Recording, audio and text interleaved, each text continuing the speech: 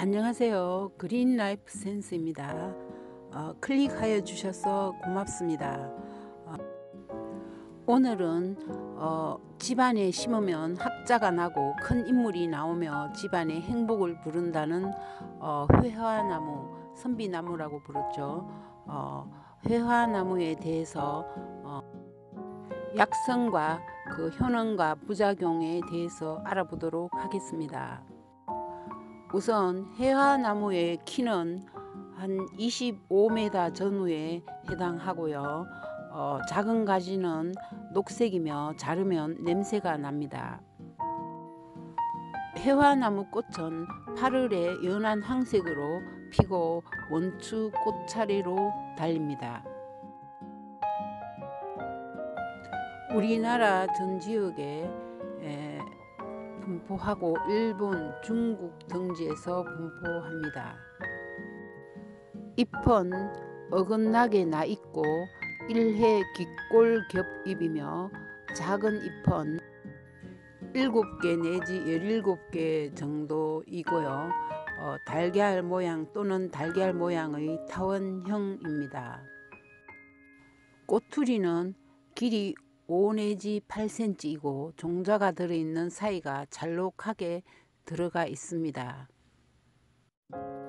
회화나무는 회화목, 회나무, 개화나무, 개목, 개수 등으로 부르는데요. 잎이 지는 키가 큰 나무입니다. 옛날 중국에서는 재판관이 송사를 들을 때 반드시 회화나무 가지를 들고 재판에 임했는데 회화나무의 진실을 가려주는 힘이 있다고 믿었기 때문이라고 합니다. 회화나무는 우리 선조들이 최고의 길상목으로 손꼽아 온 나무로 이 나무를 집안에 심으면 가문이 번창하고 큰 학자나 큰 인물이 나며 또 이 나무에 잡귀신이 감히 범접을 못하고 좋은 기운이 모여든다고 하였습니다.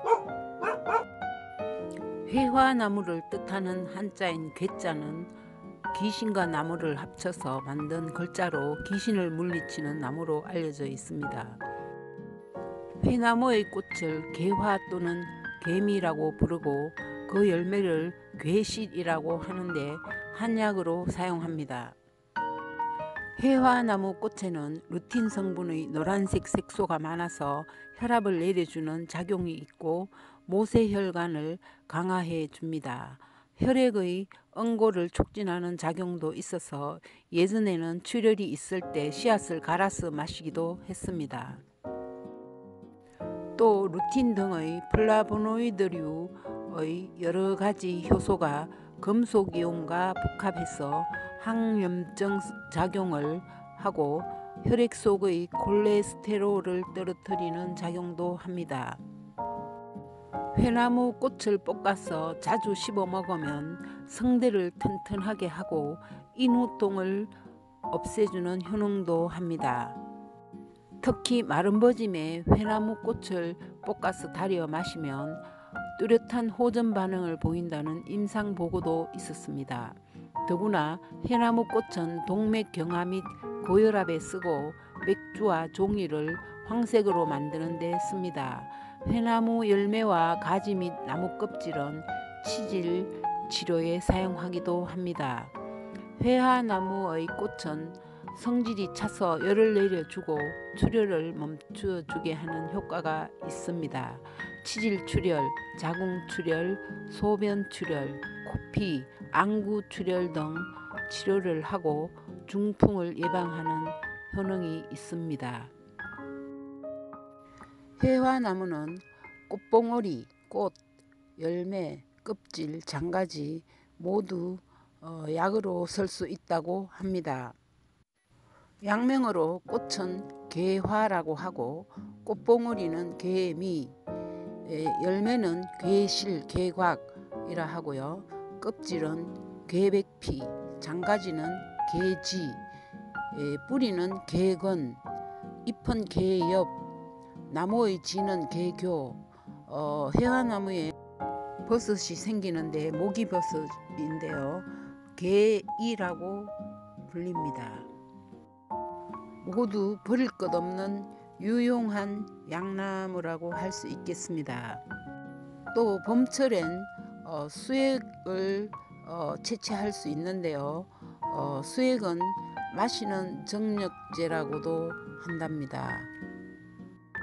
설명한 부위들이 모두 약재로 쓰긴 하지만 꽃하고 꽃봉오리가 가장 약으로 많이 사용된다고 합니다. 채취 시기는요, 꽃과 꽃봉오리는 8월 달에 꽃이 피므로 8월 정도가 좋을 것 같고요. 잎은 봄과 여름 사이가 좋고요. 열매는 가을에 여물었을 때 채취하면 되고요. 껍질은 봄에 채취하고 장가지와 뿌리는 사철 다 채취할 수 있습니다. 특히 열매에는 독성이 있기 때문에 주의해서 사용해야 합니다. 적혈구를 감소시키고 흥분하며 호흡곤란 등의 부작용이 있을 수 있습니다. 꽃과 꽃봉오리는 모세혈관의 탄성회복과 항암, 항염, 항궤양, 지혈 등의 작용이 있습니다.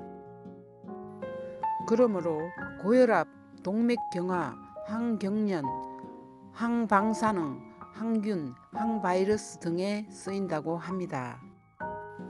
꽃과 꽃봉오리의 맛은 쓰고 성질은 평하며 독이 없습니다. 열매를 제외한 모든 부분의 약성이 동일하다고 보면 됩니다. 간장, 대장에 주로 작용하고요. 꽃과 꽃봉오리는 5 내지 10g, 장가지와 뿌리는 30 내지 50g, 잎은 20 내지 30g을 물로 달여 마시거나 분말, 환으로 섭취를 하면 좋습니다. 특히 꽃봉오리가 가장 약성이 좋다고 합니다. 꽃이 피기 직전의 꽃이 맺힌 상태를 말하는 거죠. 사용처는 각종 출혈성 질환,